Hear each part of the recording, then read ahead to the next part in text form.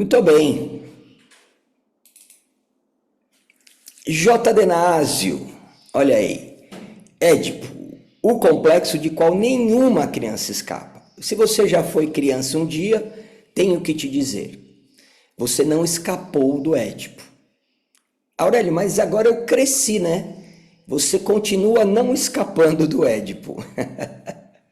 O Édipo de que vou falar é uma lenda que explica a origem de nossa identidade sexual, de homem e mulher, e, além disso, a origem de nossos sofrimentos neuróticos. Essa lenda envolve todas as crianças. Vou fazer uma pausa aqui. O livro que o Násio escreve, ele foi escrito em 2005, não é? Já temos aí 19 anos. Depois disso, gente, não que na época já não existia já discussões sobre, tá? Mas depois disso, muita coisa aconteceu e vem acontecendo. No que diz respeito a gênero, no que diz respeito a orientações sexuais e etc. No livro aqui a gente não verá, né, esses detalhamentos, esse olhar mais expandido. Então, de que forma que a gente vai observar, lendo e estudando aqui? A base a priori é, e quando lermos menino ou homem, entenda aquele que nasceu com pênis, ok, gente? E quando lermos aqui menina ou mulher, entenda aquela que nasceu com a vagina, ok? É lógico que durante aqui a leitura e os estudos, a gente vai ampliar isso, com base, né, naturalmente, aqui no livro e naquilo que está além do livro, né? A gente vai ampliando isso com os exemplos necessários e tal. Mas é importante entendermos isso, né? Porque em Freud a gente já não vê, né, esses termos e esse olhar. Mas não é uma exclusividade aí do Freud. Muitos autores, né, e teóricos não viveram isso como estamos vivendo na atualidade. Então, o que cabe a nós, os psicanalistas, né, é adaptarmos, ampliarmos a visão com base naquilo que o Freud e, naturalmente, aqueles que vieram na sequência, eles abordaram. Ok? Ninguém escapa, hein? Ninguém escapa do Édipo. Seguindo, essa parte a gente pula, tá, gente? Porque é mais a parte técnica, a qual, inclusive, Lia, que está aqui, é especialista. Aliás, que você que quer escrever um livro, e deixa eu já fazer uma propaganda já da minha querida Lia. A Lia, que aqui está, ela faz a edição, a revisão e mais alguns anos de livros, né?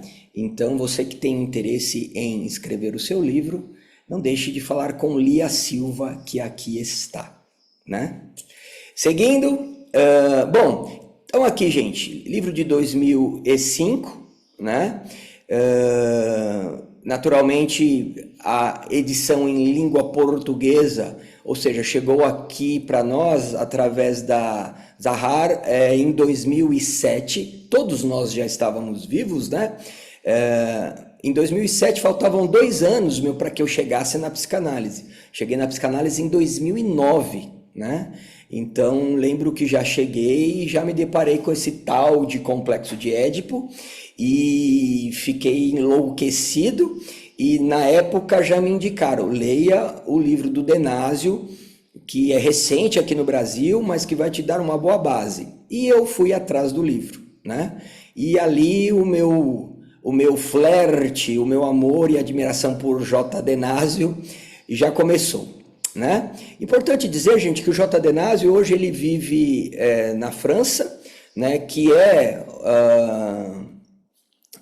a gente pode dizer, né, que é o berço da psicanálise na atualidade.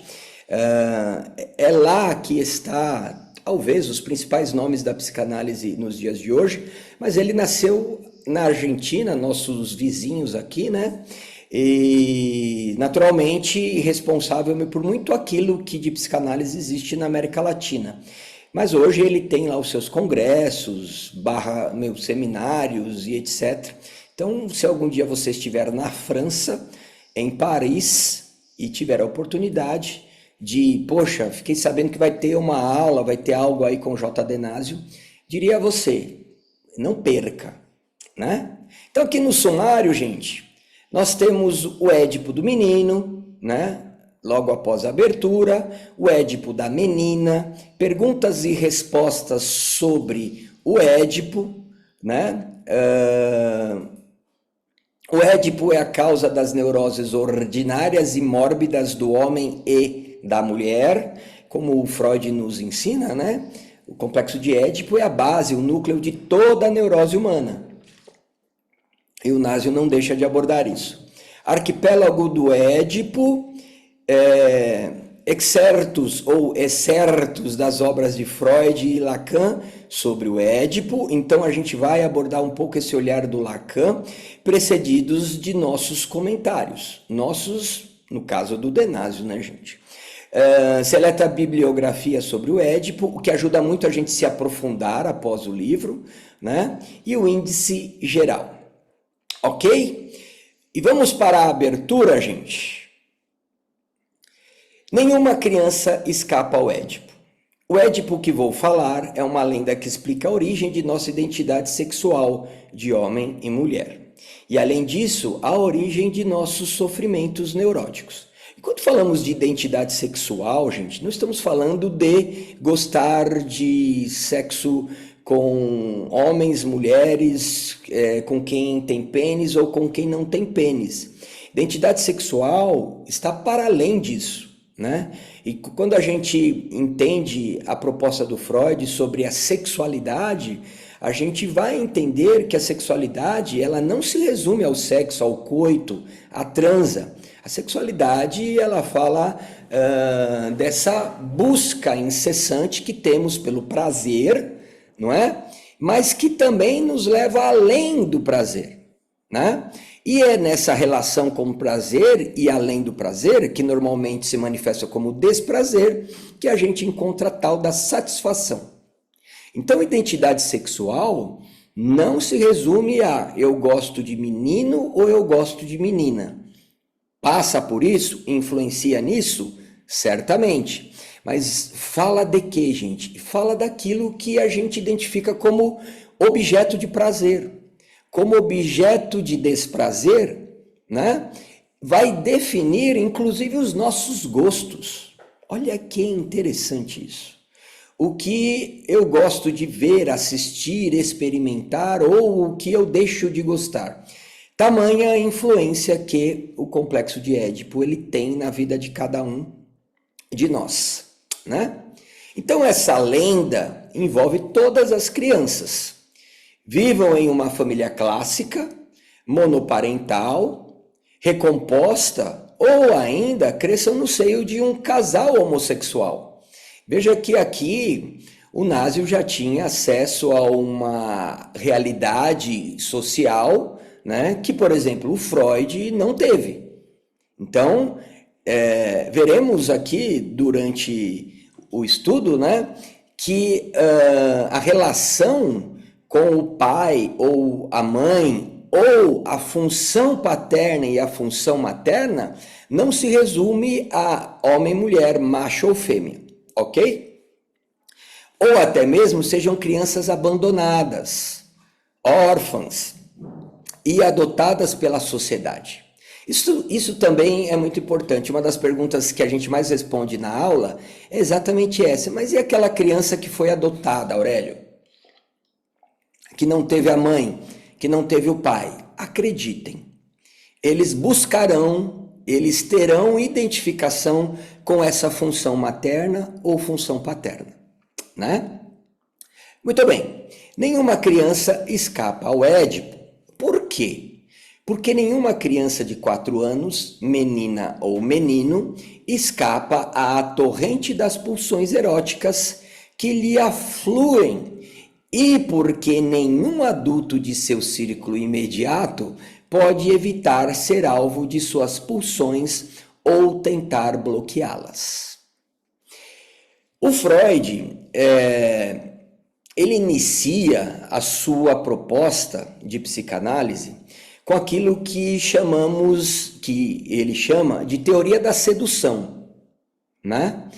Essa, de forma mais breve aqui, o Freud acredita que todo adulto, de alguma maneira, seduz a criança, né? E por isso a criança vai desenvolver afetos, traumas psíquicos e etc. Ele começa a navegar por isso e é lá em 1897 em que ele abre mão dessa ideia, ele meio que se desculpa, volta atrás e diz não, não é por aí. Na verdade, a base para aquilo que a gente observa de manifestação neurótica, seja histérica ou obsessiva, é o caminho daquilo que além da grega nos apresenta, do Édipo Rex.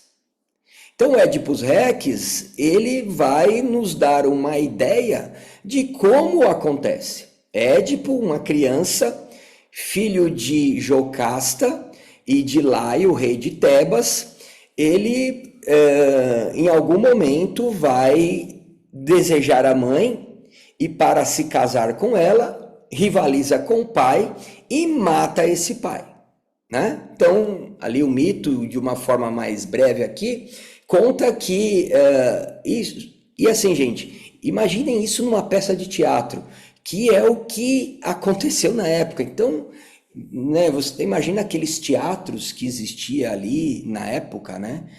Estamos falando de 400 anos antes de Cristo, algo, enfim, meio majestoso. Então, sendo encenado isso, né?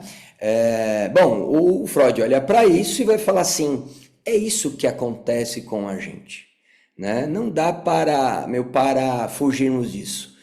O Sófocles, ele tinha um olhar, já que a gente precisa agora ampliar, e isso será a base de toda a neurose. Então, o Freud, olhando para tudo isso, ele começa a observar nele mesmo e nos seus pacientes o quê? Que toda criança deseja mãe e pai. E também rivaliza com essa mãe e com esse pai. E o Freud vai dizer, olha, é desejo do menino ter um filho com a mãe. É desejo da menina ter um filho com o pai. E aí vocês imaginam isso, né? Em 1897, gente, o Freud falando isso, os caras surtaram, né? Ficaram enlouquecidos. Meu, esse cara tá muito louco. Que absurdo! E aí saía nos jornais da época, né? Que o Freud era um suposto, na época não era o termo, um abusador de crianças, um pedófilo, etc, etc. Então, na verdade, o que o Freud observa é que a criança, por conta de tudo isso que vamos ver aqui, ela tenta seduzir o adulto. Não o adulto seduz as crianças. E a gente vai entender esse contexto. Então, só uma explicação mais histórica para a gente poder seguir aqui, né? Mas importa saber, hein, gente? Ninguém escapa. Se você acha que escapou, digo a você, não escapou. Então, as relações do filho com sua mãe são para ele uma fonte contínua de excitação e satisfação sexual. Lembrando que o termo sexual, sexualidade, necessariamente não fala de sexo, a qual se intensifica quanto mais ela lhe der provas de sentimentos que derivem de sua própria vida sexual, beijá-lo, niná-lo, considerá-lo substituto de um objeto sexual completo. Seria provável que uma mãe ficasse bastante surpresa e se lhe dissessem que assim ela desperta com suas ternuras a pulsão sexual do filho.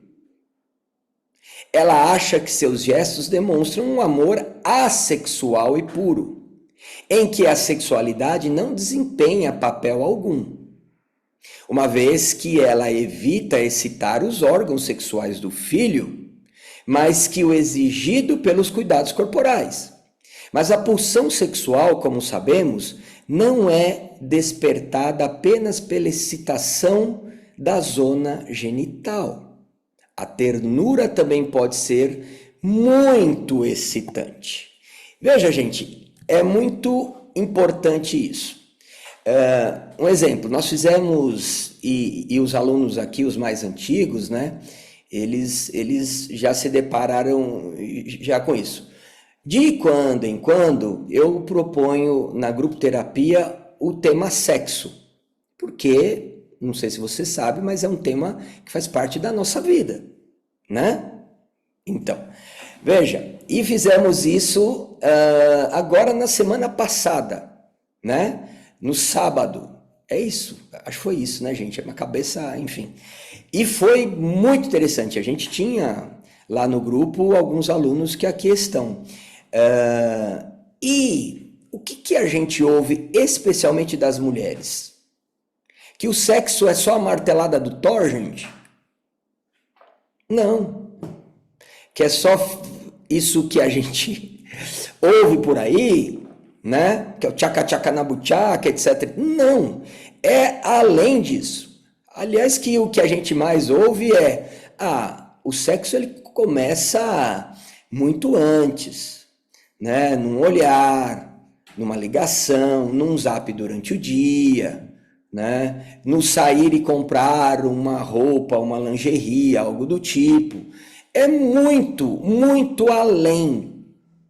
E veja, o Freud já disse isso anos-luz atrás, né? Quando ele diz que é mais do que manusear o órgão genital. Fala de um outro movimento, né? E fala de uma outra forma, que é essa do carinho, é essa de um toque, que necessariamente não é nos genitais, é por isso que ele vai desenvolver a teoria do desenvolvimento psicossexual, onde ele vai falar de zonas erógenas no corpo. E a primeira delas ele vai falar que é a boca, né? Então veja, eu gosto de dizer isso. As pessoas elas demonizam o Freud porque elas não estudaram o Freud, porque elas não quiseram entender o que o Freud disse com aquilo que disse. E é muito fácil observarmos isso, né?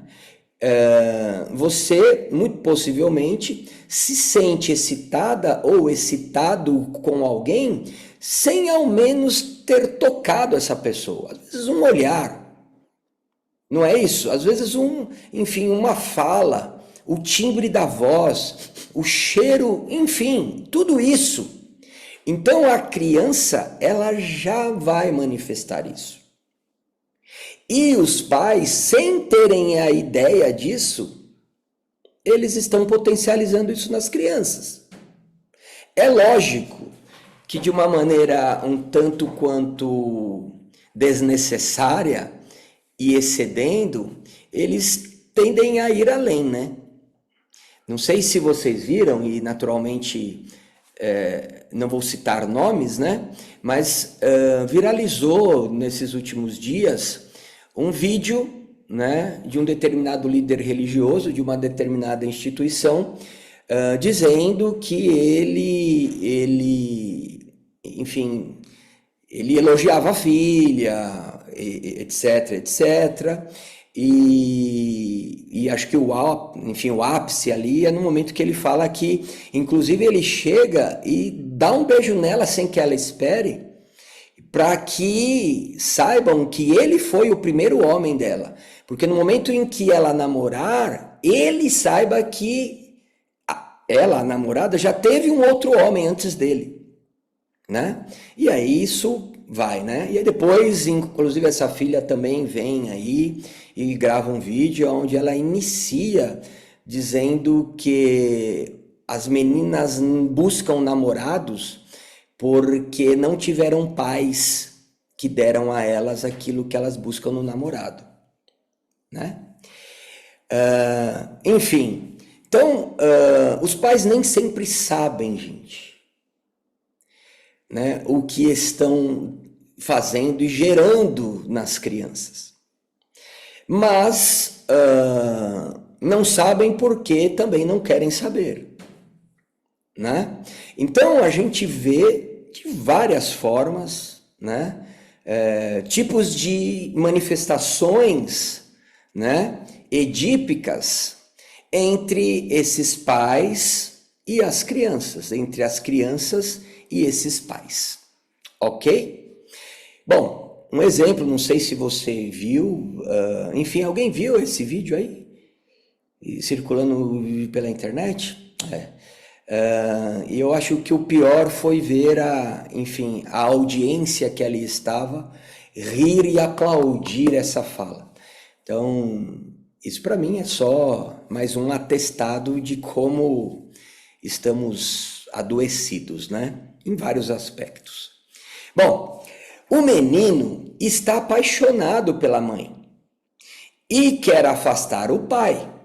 A menina, por sua vez, apaixonada pelo pai, quer afastar a mãe. Então, aquilo que a gente entende como desejos amorosos e desejos hostis. Desejos amorosos, eu me apaixono por ela ou por ele, mãe ou pai, e para tê-la ou tê-lo só para mim, o que eu faço? Eu rivalizo com o outro, porque assim ela ou ele será só meu ou só minha, né? Eis em algumas palavras o mais batido clichê da psicanálise. Uma ilustração tradicional, ingênua e enfática do célebre drama amoroso, o Complexo de Édipo. Gosto disso. O Complexo de Édipo é um drama amoroso. Outra pausa aqui. Qual foi o seu primeiro drama amoroso? É comum ouvirmos assim na clínica. Foi com o meu primeiro namorado. Quem foi o seu primeiro namorado? Lá na escola, lá não sei aonde, e aí eu me apaixonei loucamente, e aí ele ou ela foi lá, me traiu, me deixou, e eu sofro até hoje.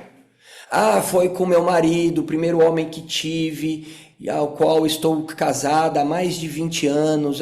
Foi com a minha esposa, a primeira mulher que tive, e aí descobri que ele ou ela me traiu e meu mundo caiu. O primeiro drama amoroso que tivemos, gente, chama-se Complexo de Édipo. Foi com papai e com mamãe. Ou já atualizando, né? Com quem fez a função materna e com quem fez a função paterna. Lembro de uma analisando a minha que, nas suas falas, né, por vezes ela trazia mais o irmão mais velho do que o próprio pai. Porque esse irmão mais velho meio que assumiu, né? Eu cuido de você, eu te protejo. E aí, o que fez a irmã mais nova? Quando ele aparece dizendo que vai casar, ela quase teve um treco, né, gente? E o interessante é que até a época em que eu a atendi, ela tinha um ranço dessa cunhada. Por quê? Porque ali habitava o seu drama amoroso, o Complexo de Édipo. Veja, gente, nos textos de Freud, na obra do Freud, em muitos momentos a gente lerá amor e sexual como sinônimos. O Freud ele vai abordar isso. O que é meio assustador a priori, porque a gente tem uma criação, né, que nos ensina que amor é algo extremamente puro e, exemplo, os desejos dos quais envolve inclusive o sexo é algo totalmente impuro, né? Então, como assim? Não é à toa que muitas pessoas que amam dizem, infelizmente, não conseguir desenvolver desejos do tipo o sexual, né, de coito, de transa, por essa pessoa, né? E para isso tem que se envolver com outro tipo de homem ou mulher, no qual não pode desenvolver amor, porque senão ele ou ela passa a broxar, a não ter mais o interesse. Então veja, em alguns momentos, né, estudando Freud, a gente vai se deparar lá amor e sexual meio que junto e misturado e exatamente como sinônimos. Ok, gente? O Marcos ele perguntou aqui, esse drama seria a castração? Ainda não. O drama em si, ele é parte da vivência do complexo de Édipo. A castração veremos um pouco mais à frente, né? Seguindo então, gente, então, no entanto, nada mais enganador que essa visão estática do complexo freudiano. Por quê? Porque o complexo de Édipo não é uma história de amor e ódio entre pais e filhos.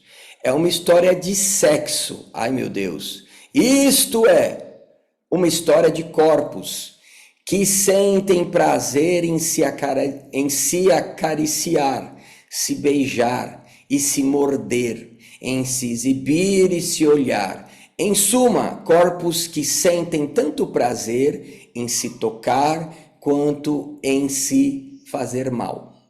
Pausa aqui. Lembra que falei, né, anteriormente sobre o sexual para Freud estar além do coito ou da penetração, da utilização do pênis ou do clitóris, que envolve aquilo que a criança ela percebe nos cuidados da mãe ou do pai, que é natural a gente perceber que o sexo inicia muito antes dos dois corpos se deitarem, né? Para haver algum tipo de penetração, né? Que está além disso, gente. Exatamente isso.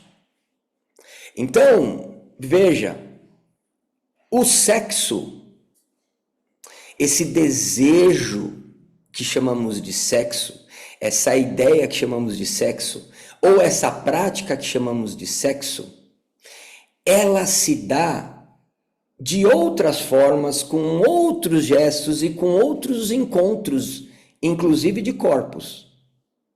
É por isso, e não vamos nos aprofundar nisso, é por isso que depois o Lacan ele vai dizer que a relação sexual não existe. Não existe porque a cara de vocês, assim, alguns assim, fez assim.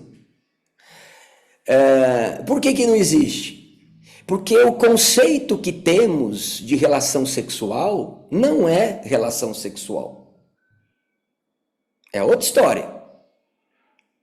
Porque, veja, se você, um exemplo, se você, de alguma forma, vai chegar em alguém que não é o seu parceiro ou a sua parceira, né? E você vai, de alguma forma, elogiar essa pessoa.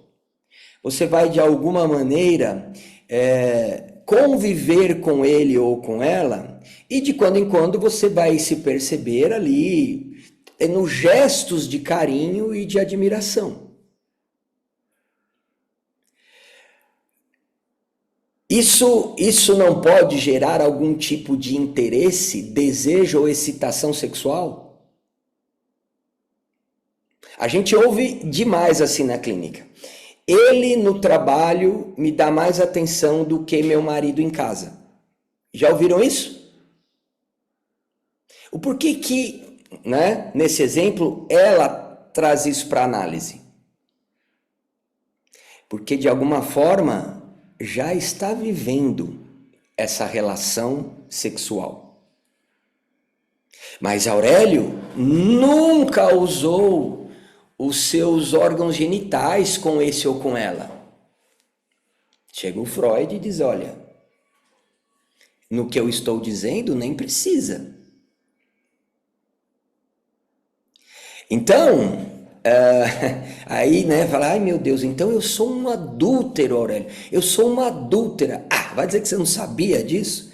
Mas assim, lógico, né, a gente precisa elaborar esses termos, mas entendem isso, gente?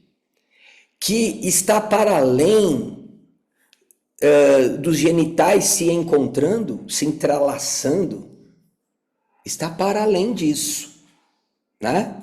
Mas vamos em frente.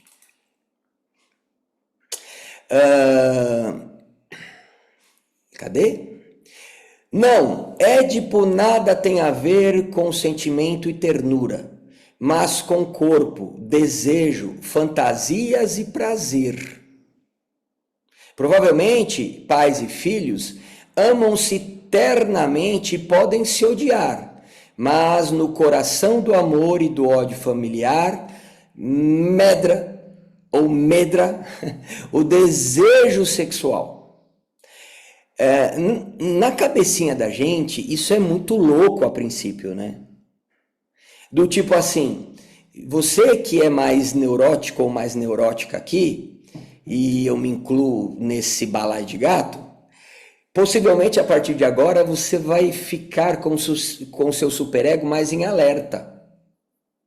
Do tipo, melhor eu não fazer isso, eu não fazer aquilo, eu não dizer isso ou aquilo, porque vai que... E talvez o outro nem perceba na consciência isso, né? Do tipo, você está atendendo no setting. Por que é necessário muito cuidado, muita cautela a fazer um elogio ao analisando, a analisanda?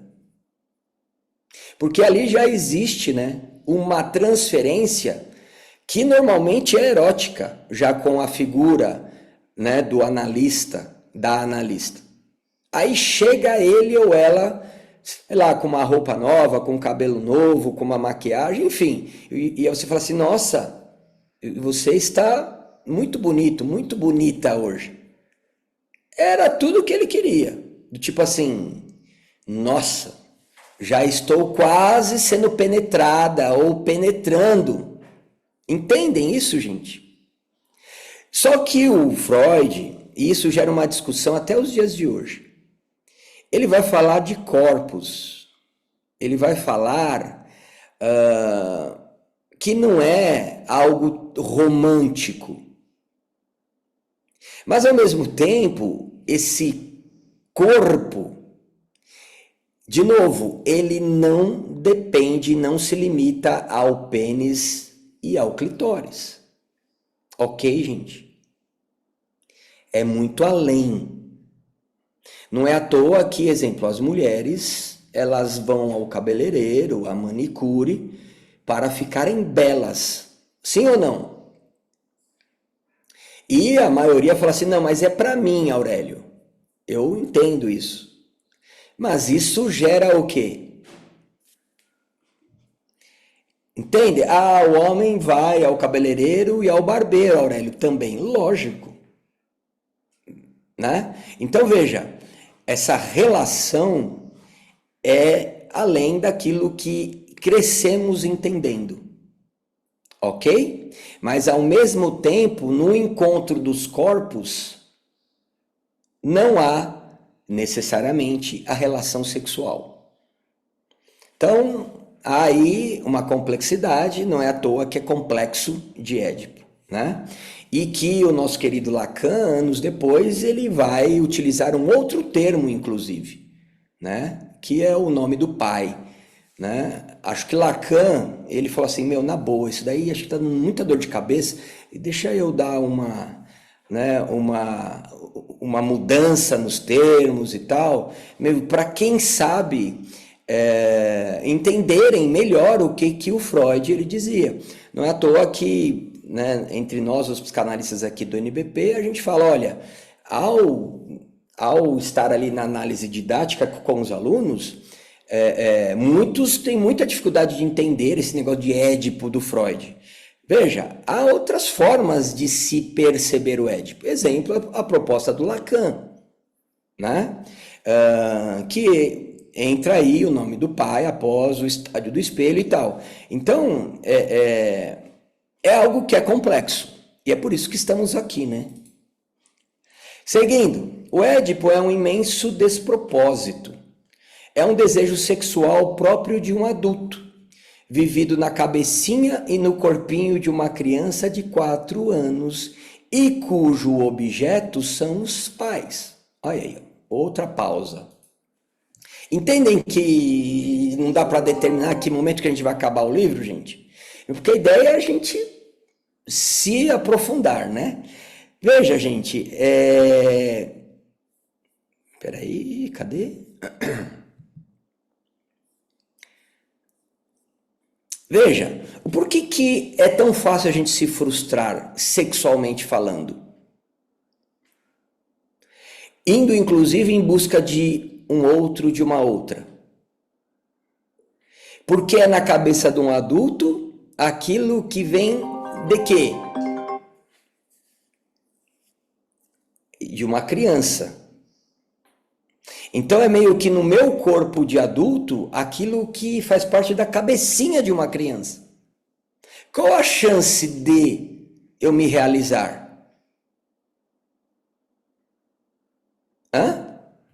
Se é no corpo do adulto com base na cabecinha de uma criança? A chance é muito pequena, para não dizer zero, porque envolve conflito. A criança com quem você em algum momento se relaciona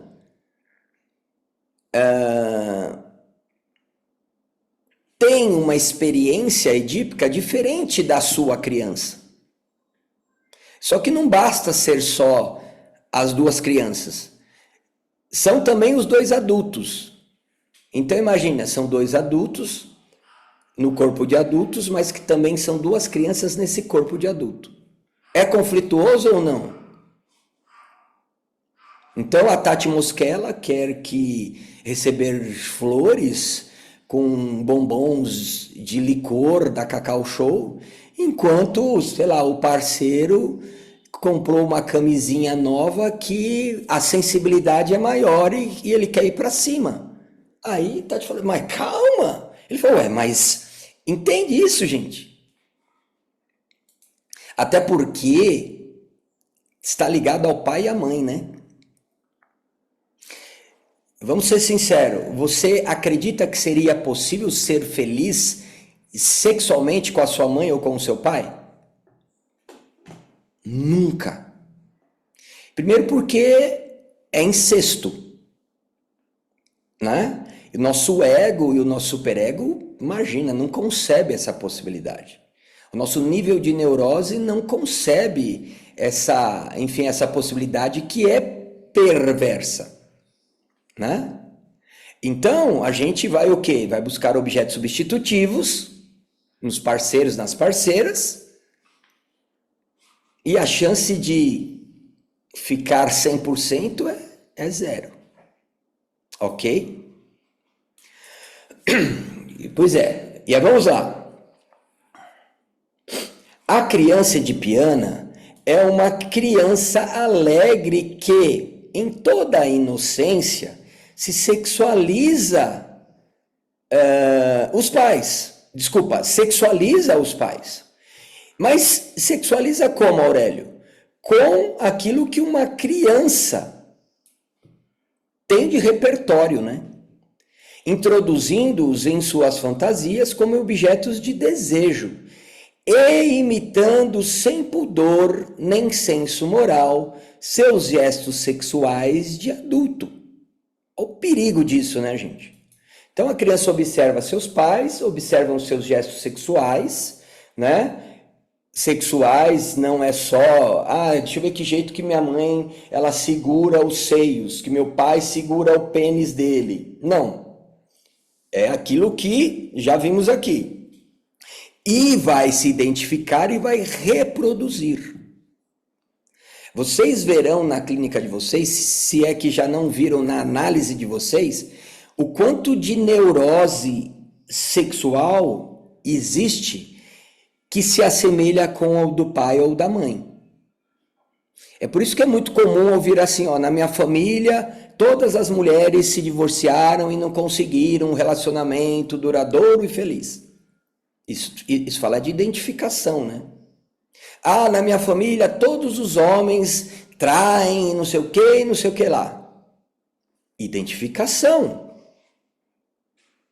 né? Não dá para fugirmos disso. Então, é a primeira vez na vida que a criança conhece um movimento erótico de todo o seu corpo em direção ao corpo do outro. Porque até então, a gente sabe que a criança vive o chamado autoerotismo. Então, é a partir desse momento onde o ego começa a ser estabelecido, em que a criança, em que eu e você na infância, nós começamos a diferenciar o meu corpo do corpo do outro, meu corpo do corpo da mãe, meu corpo do corpo do pai, ou de quem fez essa função. E aí o que acontece?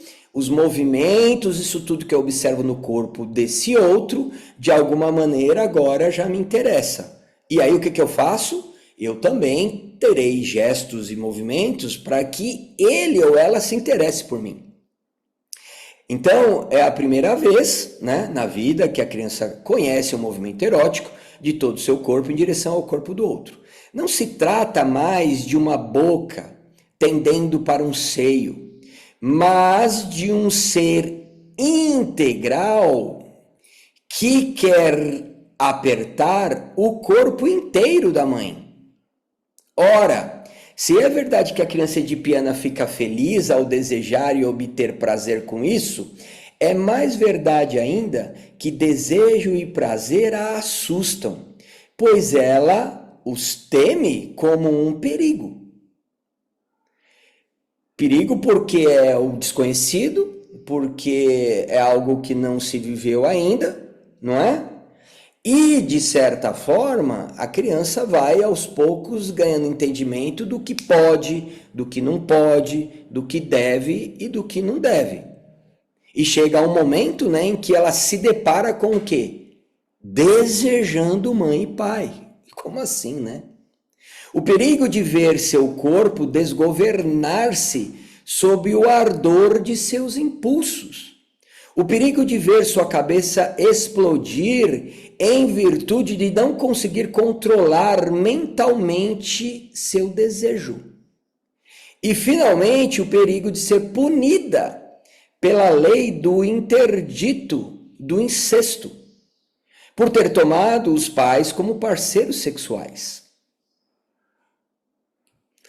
Excitada pelo desejo, feliz com suas fantasias, mas igualmente angustiada, a criança sente-se perdida e completamente desamparada.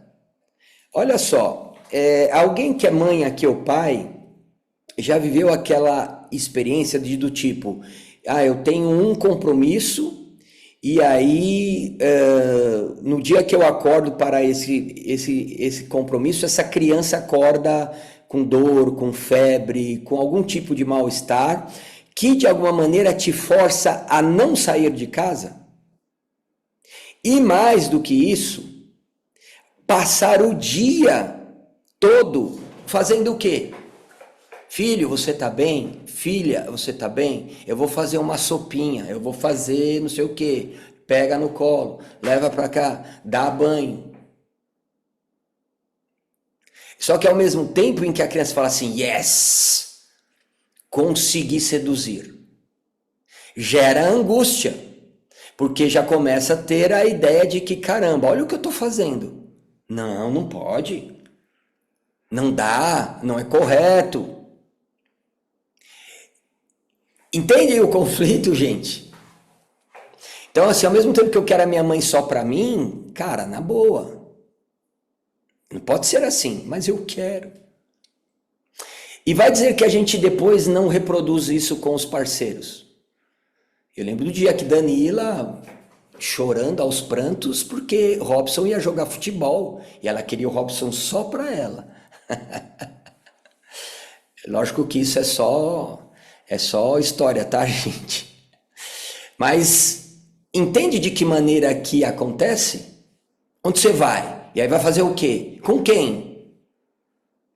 Por que que você, na volta do trabalho, antes de chegar em casa, você dá aquela parada não sei aonde para ver os amigos ou as amigas? Não, não, não, não, não. Quero você só para mim. E se a gente não elabora essas coisas, né, gente? E qual é a chance de dar um problema nos relacionamentos, né? É muito grande. E da onde isso vem? Do traste do meu marido, da traste da minha mulher. Vem do Édipo, né?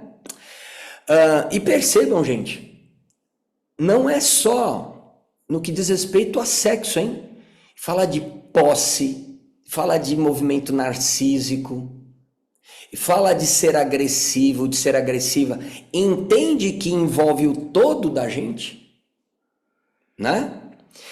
Andréia, Aurélio, de quando em quando vemos algum noticiário de pai e filha se relacionarem de forma consciente e consentida. Que leitura podemos fazer desses casos? Veja, isso é muito comum até, mais do que as pessoas acham que é, né? Eu lembro de um aluno que ele era líder de uma denominação X aí, e um dia ele disse que ao final ali do culto, um homem e uma mulher o procuraram, né? E aí ele, como o líder ali, ele atendeu, e aí o homem disse assim, olha, a gente precisava muito meio que conversar com o senhor, porque a gente tem algumas questões que precisam ser, enfim, entendidas, papapá. E aí ele levou esse casal ali para o escritório dele e pediu para que eles falassem. E aí eles revelaram, olha, eu sou o pai dela, logo ela é a minha filha, e a gente tem uma relação há anos. E ela engravidou. Então a gente precisa entender e tal. E aí ele falou assim, cara, eu não sabia o que fazer, cara. Né? Então veja, isso é muito mais comum, gente, do que a gente imagina, né? A tendência é achar que isso está apenas no fundão do interior do sertão, né? E não, né? Então veja, édipos mal elaborados, narcisismos mal elaborados, se tornam adultos, de alguma forma não elaboraram essa vivência edípica, então há agora uma possibilidade de viver a lenda, a fantasia que é o complexo de Édipo, que é o Édipo. Na esperança, na expectativa fantasiosa de que assim eu poderei ser completo ou completa, possuindo esse objeto de amor. Isso muito no olhar da filha ou do filho. No caso do pai e da mãe, gente, é uma possibilidade projetada de viver aquilo que não viveu com os pais, né? O Freud ele vai falar, né, ao citar o narcisismo, que a gente busca no outro a possibilidade de viver o amor que viveu ou deixou de viver com a mãe e com o pai. Então é uma forma de compensar. Só que veja, isso é uma fantasia. Porque se eles estivessem felizes, gente, eles procurariam um líder espiritual para se ajustar? Então, a fantasia de completude, né, nessa fantasia, né, que o pai e a mãe é apenas uma lenda que, na verdade, vai só neurotizar mais e perverter mais. Então, é esse o caminho, Andréia. Me diga se eu te respondi aí. Enfim, onde está a Andréia? Ok? Seguindo, gente. Que perigo é esse, né? O perigo de ver seu corpo, então, desgovernar-se. Veja, você já sentiu o seu corpo já desgovernado por alguém? Olha, Ana. Eu sei que vocês não assistem, tá, gente? Mas ontem eu vi uma cena da novela das 9 que eu achei muito engraçado. Enfim, eu não sei o nome lá dos personagens, mas era o Almi Sater, que faz lá um personagem que ele é libanês, né? E acho que a Camila Morgado, enfim, a outra atriz, que faz o papel de uma esposa que é religiosa, né? E que ela se depara a primeira vez com bebida alcoólica, né? E aí ela bebe e vai dançar com ele, né? E ela fica, né? E de puro, assim, sabe? O superego desaparece. E aí no outro dia ela acorda naturalmente numa culpa, numa angústia absurda, né? E ela diz assim: só de imaginar eu já fico com meu corpo em chamas. Aí a filha pergunta: mas ele faltou com respeito com a senhora? De forma nenhuma, só de imaginar. Aí ela faz um gesto assim, sabe? Se desgoverna. Quando a gente se desgoverna, a gente faz besteira, sim ou não? Aí depois vem o arrependimento, né? Por que que eu saí com ele? Por que que eu saí com ela? Entre outras consequências, né? Da onde isso vem, gente? Ó, a Patrícia Varal disse que já se desgovernou. Então esse é o perigo, né? Esse é o perigo. Por isso que cabe a elaboração do complexo de Édipo, entender o que é isso, olhar para si, entender esse complexo de Édipo em si, né? Então, só retomando aqui o perigo de se ver seu corpo desgovernar-se sob o ardor de seus impulsos, o perigo de ver sua cabeça explodir em virtude de não conseguir controlar mentalmente seu desejo. E, finalmente, o perigo de ser punida ou punido pela lei do interdito do incesto, por ter tomado os pais como parceiros sexuais. Excitada pelo desejo, feliz com suas fantasias, mas igualmente angustiada. Lembra da sexualidade que fala do quê? A busca pelo prazer e além do prazer. Então, Deus me livre, mas quem me dera. Essa é a relação. É Deus me livre, mas quem me dera. O prazer e o além do prazer, né? Que depois em Lacan vai aparecer como gozo, né? Excitada pelo desejo, feliz com suas fantasias, mas igualmente angustiada, a criança sente-se perdida e completamente desamparada. Entendem o porquê que às vezes a gente se sente desamparado? Mas ele me ama, ela me ama, eu também amo, mas não sei, parece que não é ainda. Me sinto tão só. A crise edipiana é um insuportável conflito entre prazer erótico e o medo. Sabe aquela fantasia que a gente tem, mas a gente não tem a coragem de realizar? Por que que não realiza? Porque há neurose nisso. E por que que há neurose? Por conta da experiência edipiana. Porque aquele ou aquela com quem eu desejo a fantasia são objetos substitutivos, né? Da mamãe e do papai. Bom, então, entre a exaltação de desejar e o medo de se consumir nas chamas do desejo. Assim a criança reage sem transigir, dividida entre a alegria e a angústia.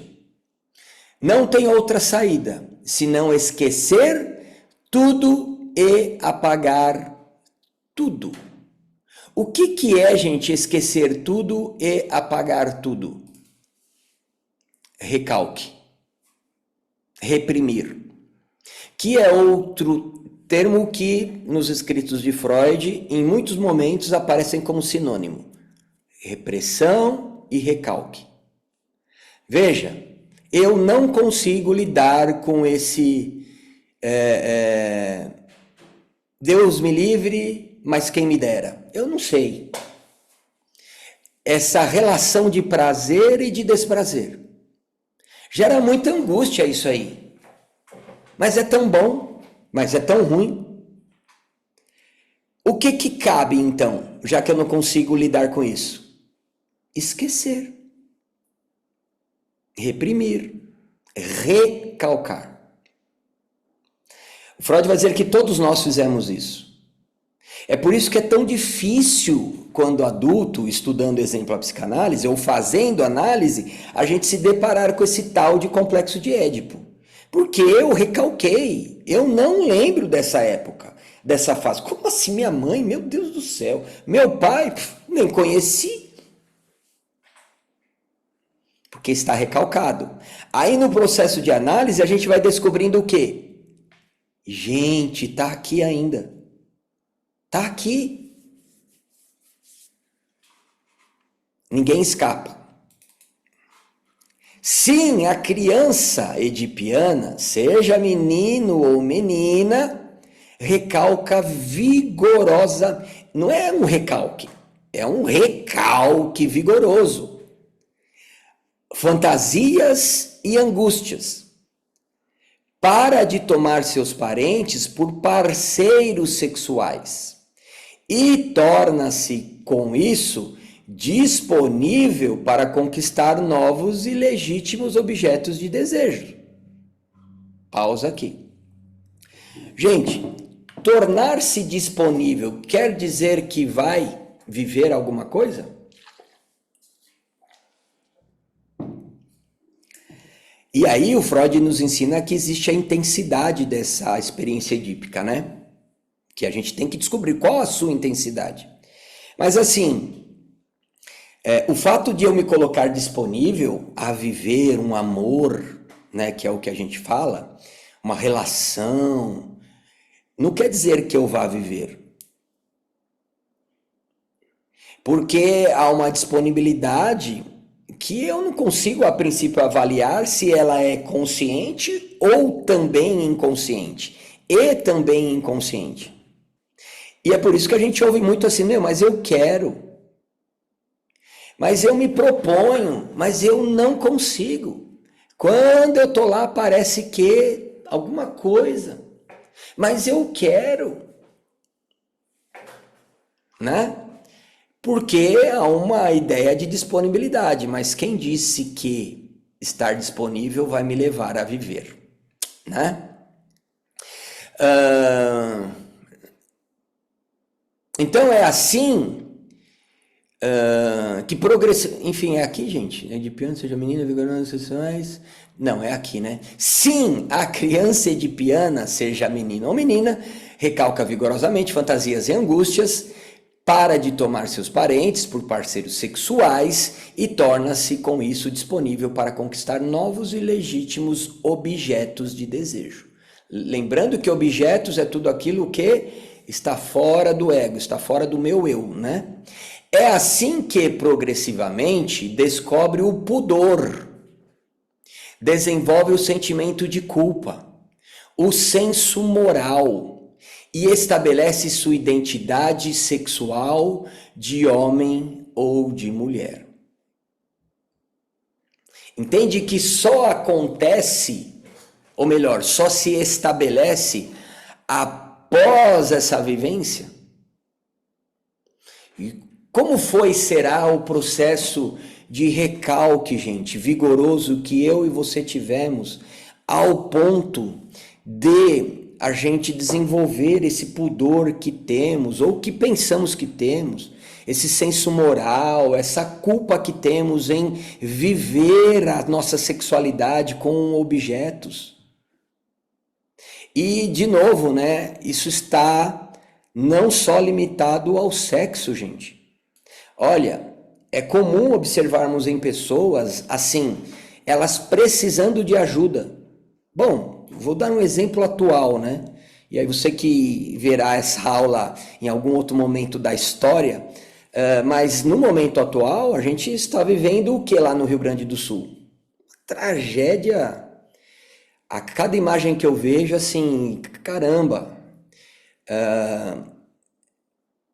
E aqueles que estão lá, muito disponíveis em ajudar, quando chegam diante de algumas casas, onde tem ali algumas pessoas, vim para te socorrer. O que dizem algumas pessoas que estão lá, gente? Não quero sair daqui. Me deixa aqui. Mas é perigoso, você vai morrer. Eu não quero. Então, me deixa na angústia. Eu não quero viver o prazer através desse objeto que veio me resgatar, que veio me ajudar. Eu não quero. Então, nos afeta em todo tipo de relacionamento com esse outro, com outros, com os objetos. Então, é a pessoa que quer te pagar um almoço e você fala assim, não, de jeito nenhum, não aceito. Você ganha um presente, mas não precisava, não. Aí a pessoa vira as costas e fala, cara, eu preciso dar um presente igual, porque se... Isso é identidade, gente, isso é identidade sexual, que fala de prazer e de angústia, de prazer e desprazer. A dificuldade de receber elogios. Isso tem a ver com esse tal de complexo de Édipo. Aliás, que penso, e às vezes eu lanço esses desafios ao nosso amigo Clodoaldo, que às vezes fica desesperado, né? Penso que eu, Clodoaldo, deveria escrever uma música sobre esse tal complexo de Édipo. Fica aí a dica, meu amigo e poeta Clodoaldo. Aí a Janete pergunta, parece-me que vem de uma obrigação social esta imposição de pudor, ou como ela descobre ser errado. Veja, é social desde sempre, embora na história da humanidade a gente perceba que isso nem sempre foi respeitado e como é hoje. E digo que não foi porque no passado se vivia, exemplo, o incesto, só que debaixo das fronhas, né? Nas luzes apagadas para que ninguém saiba. Aliás, que existia uma época na história que se acreditava que era melhor você reproduzir com alguém da família para manter a espécie sem interferências de outros, né? E aí o incesto era uma festa, né? Ali já existia um pudor social, uma imposição social. Já se viu fulano, rei tal, teve filho com a princesa tal, que era sua filha, com o primo tal, com a tia tal. Então vejam, esse pudor social, ele de alguma forma é resultado desse desenvolvimento individual de cada um de nós, porque eu desejei quem eu não podia, mas que também é resultado da imposição de que eu não posso. Então, é uma influência social, mas que também se manifesta individualmente, reforçando o social. Entendem isso, gente? Então, há uma retroalimentação aí que faz com que se torne exatamente isso, tabu, aonde a gente estabelece os totens e por aí vai. Aliás, que muito bem lembrado aqui pela Beatriz, esse é um texto que vai abordar muito disso que estamos falando aqui, gente, né? Ok, Janete? Então, assim, a gente não tem muito como escapar, porque já desenvolvemos isso naturalmente, com base no social, e o social se alimenta disso que desenvolvemos, de certa forma, individualmente, né? Ok? A partir dessa idade de 3 ou 4 anos, isso fica evidente. A gente enxerga isso em nós, com o pouco entendimento que temos do que é moral, do que é permitido, do que é pudor. Só que veja, gente, com 3 ou 4 anos, eu não tenho estrutura psíquica nem cognitiva, né? Para lidar com um conflito existencial desse. Se adulto a gente não tem, né, turma? Imagina uma criança de 3 ou 4 anos. É por isso que, biologicamente falando, nós somos muito precoces. Nós nascemos muito precoces, né? Seguindo, observemos que depois de um período de relativa acalmia pulsional, e isso a gente estuda lá no desenvolvimento psicossexual, né? Inclusive a gente tem a famosa fase da latência, né? Digo efetivamente relativa. Um segundo abalo edipiano irá produzir-se na puberdade. Então a gente vive ali um estado de inércia dessa pulsão, de acordo ou como resultado desse recalque. É extremamente angustiante, eu não dou conta de viver assim e descubro a possibilidade de inconscientizar, de recalcar, de reprimir. Beleza, a vida segue, mas não é porque eu recalquei, inconscientizei, que isso não faz parte de mim. Até que chega um momento que, como diria um analisando meu, o bagulho volta. E quando o bagulho volta, em determinada fase da puberdade, não é à toa que a adolescência é uma fase de extremo conflito, né? E, embora o adolescente não acredite, não veja assim, boa parte deles, é de um conflito absurdo, por conta dessas reverberações inconscientes, né? Bom, assim como já fizera aos 4 anos, o jovem adolescente deverá ajustar o ardor de seus impulsos ao seu novo corpo em plena metamorfose da puberdade e às novas solicitações sociais. Então, talvez as meninas, elas tenham menor acesso a isso, né?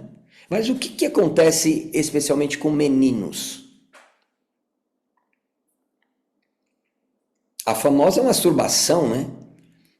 Que naturalmente não é e nem deveria ser uma exclusividade dos meninos. Mas esse pudor todo, etc e tal, em relação às meninas, as afastam disso, né? Mas é só uma masturbação? Não, né? Eu já tô com vontade, vou socar uma... Desculpa, gente. Eu esqueci que está sendo gravado. Vou me masturbar, tal coisa, né?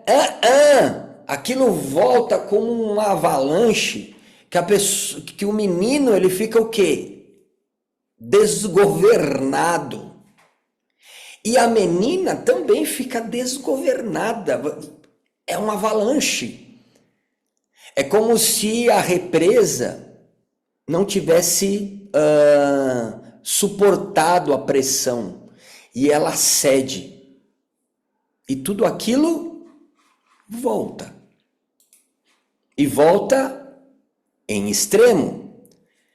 Porque, veja, gente, extremo não é só a prática repetida muitas vezes, mas o extremo também é a repressão disso. Porque é aqueles que voltam o desejo, mas não posso, não posso, porque meu pai, porque minha mãe, porque a religião, porque o social, o mundo se descobrir, porque Deus vai e... Então há esses excessos aí. Mas tal ajuste nunca é fácil para um jovem. E eis porque encontramos tantas dificuldades com o adolescente em crise. Quem aqui atende adolescente, a gente tem alguns psicanalistas aqui que já têm as suas clínicas, sabe, né? O jovem não sabe mais refrear seus impulsos como fizera no fim de seu Édipo. É como se, entendi que apenas o recalque não é suficiente. Já usei essa estratégia, mas olha aí de novo. Ao contrário, atiça seu desejo, tornando-se inibido e temido. Que é comum vermos, né, aqueles adolescentes que né? Que hora que o parente chega em casa, aquele tio mala, aquela tia mala. É, você cresceu, hein? Deve estar pegando as menininhas tudo, né? Aí o moleque ele fica como? Ei, tio, para, tio. Porque, olha aí, ó, voltando, só que agora nesse movimento inibido, tímido, angustiante. Até porque é uma cobrança, né? Social de que não, se você é menino, você tem que. Mas tem as tias também que chegam lá e falam assim, não, não, filha, você tem que, direitos iguais, você tem que ir pra cima, pegar geral. Virgem ainda não, não é possível, filha. Então, assim, e eu tô vivendo aquele retorno onde, meu Deus, e agora o que que eu faço? Há alguns estudos, gente, que dizem que os jovens, cada vez eles transam menos, né? E é interessante entendermos que a adolescência também é vista de uma outra forma hoje. Do tipo, há algumas compreensões de adolescência indo até 24 anos de idade, 23, 24 anos. O que, exemplo, na minha época, eram já jovens, né? Adultos, né? Então, veja, talvez enfim, esse estudo, essa pesquisa da qual retrate que os jovens eles transam menos é resultado exatamente disso. Só que expandindo a adolescência, né, um pouco mais, a juventude um pouco mais, a gente vai se deparar com esse conflito, né? Dessa volta, dessa avalanche aí que volta se manifestando em inibição e timidez. É melhor eu fumar um narga com os parças do que... E assim, gente, eu vou dizer algo aqui que é meio estranho, mas que é exatamente o que eu ouvi de um analisando, de 17 anos. Melhor fumar um narga com os parça do que cair de boca na menina. Né? E algumas pessoas ficam dizendo, ai meu Deus, esse menino, o meu menino prefere... É preciso entender, né, essas inibições aí, essa relação com o Édipo. Aí eu pergunto a você, não é necessário a clínica psicanalítica para adolescentes? Demais, gente. Demais. Demais. Aqui, olha, que eu sei, tá? Eu sei que a Camila, que aqui está, ela atende adolescentes. Mais alguém aqui já atende adolescentes? Me dá um tchauzinho aí, ó. Ok. Então, assim, é uma clínica, olha lá, a Juliana, necessária. E quem atende adolescente sabe que, cara, enfim, é uma literal maluquice, assim, né? Esses conflitos são, muito presentes, né? Bom, mas, ok, aqui já foi. O jovem não sabe mais refrear seus impulsos e, por isso, manifesta-se com inibição e timidez. Entretanto, o vulcão edipiano não se extingue na adolescência. Muito mais tarde, na idade adulta, por ocasião de um conflito afetivo, novas erupções poderão se dar sob a forma de quê, gente? Sofrimentos neuróticos, como a fobia, a histeria e a obsessão. Entende por que o Freud vai dizer que a neurose obsessiva, neurose histérica e fóbica tem a sua origem lá na sexualidade infantil?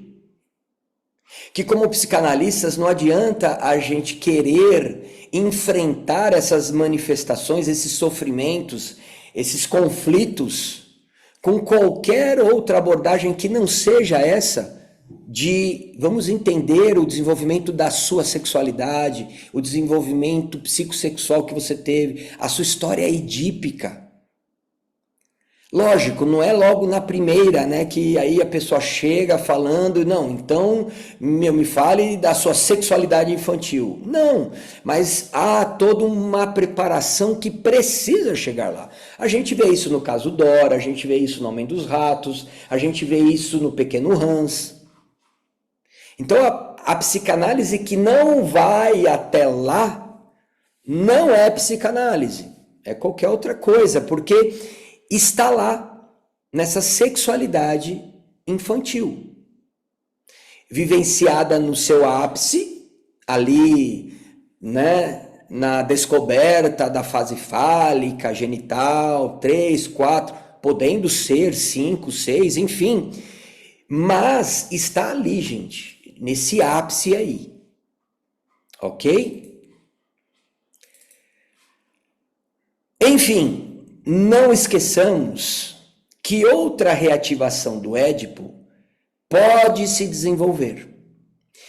Experimentalmente, dessa vez, na cena analítica, central da neurose de transferência. Isso é essencial. Quando você começar a atender alguém, a cena edípica dessa pessoa vai ser transferida para você. Então, você se tornará esse objeto transferencial que esse adulto que seja, ou melhor, essa criança nesse corpo de adulto que você atende, vai manifestar. Então, do tipo, a Camila será essa mãe transferida. Só que veja, gente, não é porque a Camila é menina que a transferência também não pode ser paterna.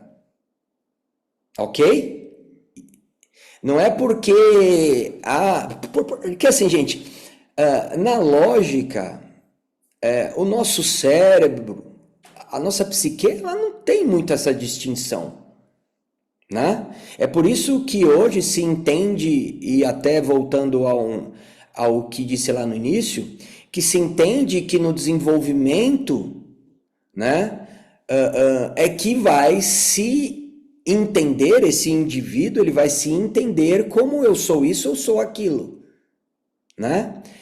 Eu sou, enfim, eu sou trans, eu não sou trans, eu sou homem gay, eu sou mulher gay, enfim, é essa percepção que se tem de si mesmo, né? Então, não existe muito isso, ou seja, é natural que os meus analisandos me vejam como pai e mãe, em muitos momentos. E se eles me veem como pai e mãe, se veem a Camila como mãe e pai, o que sentirão pela Camila? Também a transferência erótica. Entendem isso? É de afeto, no sentido de amor, de desejos amorosos, também de desejos hostis. Camila me deu uma devolutiva hoje, detesto a Camila. Se pudesse... Ai, mas eu gosto tanto da Camila. É essa a dinâmica. Olha a importância de estarmos minimamente, né, psicanalizados, porque senão a gente não dá conta disso. Esses dias a gente viveu na nossa clínica, e aí chega como um caso de supervisão, né? Em que o analista, né? O aluno que está em estágio fazendo a função de analista, né?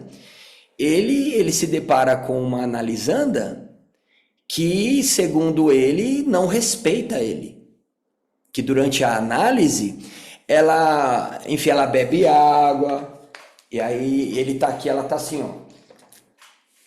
Aí ela pega a caneta e anota, e não tá olhando para ele. Ah, então é isso aqui. E aí ele faz o quê? Ele carca ela. Você tá pensando o quê? Isso não é análise. Você tem... Entendem, gente? Então, é por isso que o tripé, né, da psicanálise precisa estar ali, ó, em dia. E ok, o estágio é esse momento onde a gente Erra mesmo e a gente recebe a supervisão, orientações e tal. Mas não se esqueçam. E junto com isso, não se esqueçam que você também desenvolve isso com a sua analista. Eu vou abrir aqui algo sem detalhes, mas porque é um exemplo que eu uso, né, em aula. E aqui existe enfim, uma ex-aluna, ex-analisanda, que eu lembro que uma vez ela me comeu o toco na análise de um jeito, e como se fosse assim, sabe, Aurélio, você. E eu fiquei ouvindo aquilo e eu falei, cara, por pior que seja ouvir isso tudo, isso fala da tal da transferência. Isso é processo de análise. Entendem, gente? Então, assim, essa transferência, ela se dá como resultado do quê? Do complexo de Édipo. Não tem jeito. Então, cadê? Experimentando dessa vez.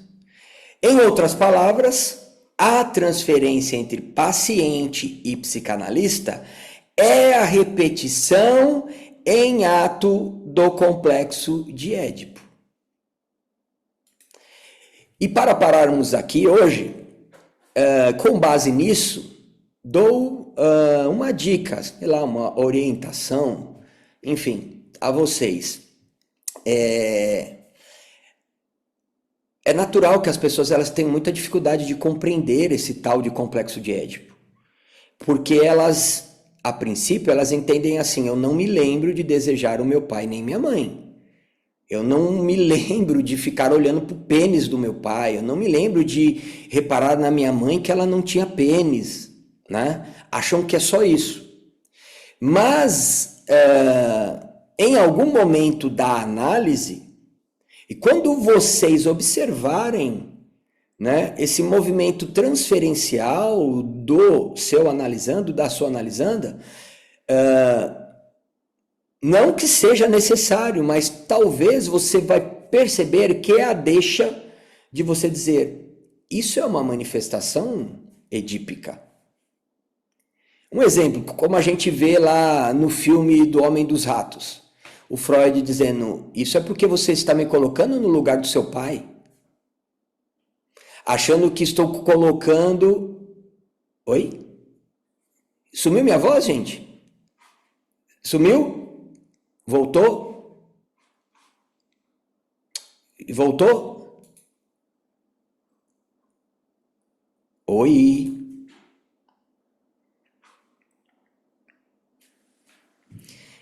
Acho que travou. A internet.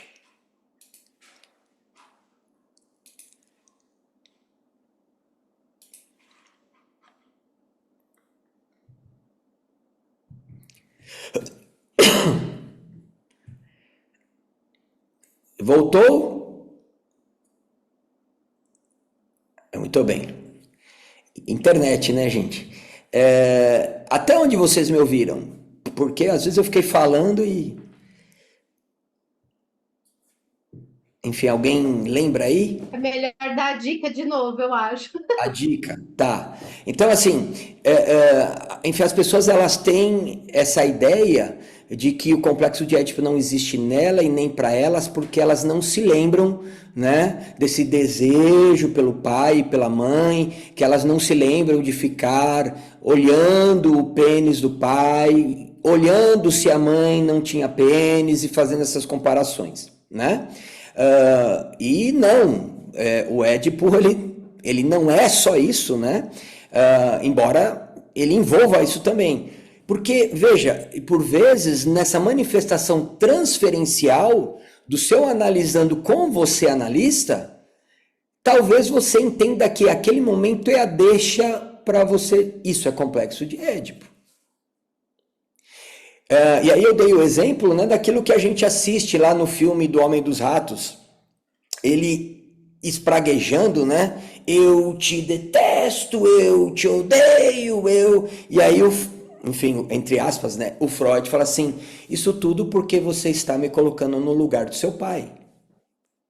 Em outras palavras, isso é complexo de Édipo. Quem disse que você não tem uma vivência edípica? Está aí. Então, lógico, gente, não é uma obrigação. Não, falou, deu a deixa, você vai sentir o momento, né? Mas é em manifestações assim na clínica, nesse vínculo que existe entre analisando e analista, que isso é Édipo. Será que isso não se estende para seu chefe, para sua chefe? Será que isso não se estende para, enfim, outras pessoas do seu convívio? Ah, caramba, isso aí é Édipo.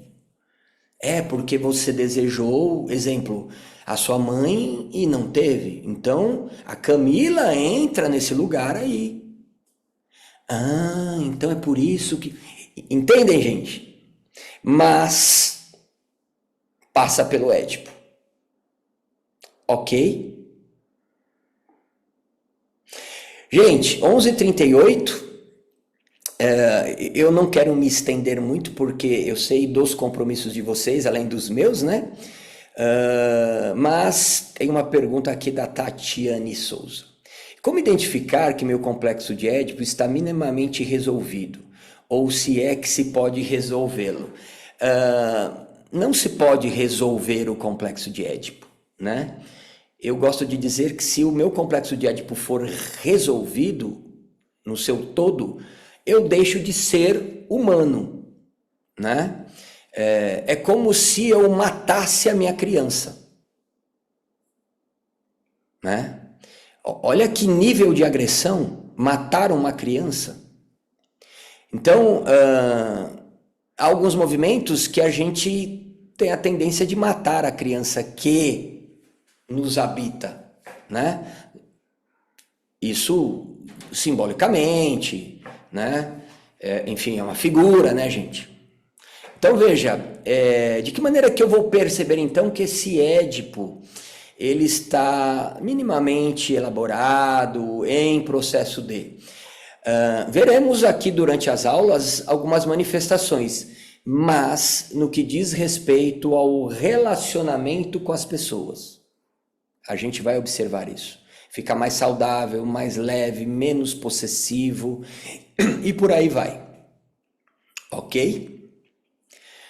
Gente, que bom, né? Bom, eu acho que foi bom. Eu espero que tenha sido. Naturalmente, a ideia é essa mesma, aos poucos eu vou lendo, pô, isso é importante, a gente vai falando, indo para além do livro, com base lá no Freud, naquilo que é a psicanálise. E então nos vemos no próximo encontro. Ok, gente? Ó, a Patrícia Pinhas ali, ó. Então, nos vemos então na terça-feira que vem, às 10 horas, ou então aqui na gravação. Tá bom? Um beijo, gente. Que bom rever você. Beijo. Valeu, valeu, valeu. Até.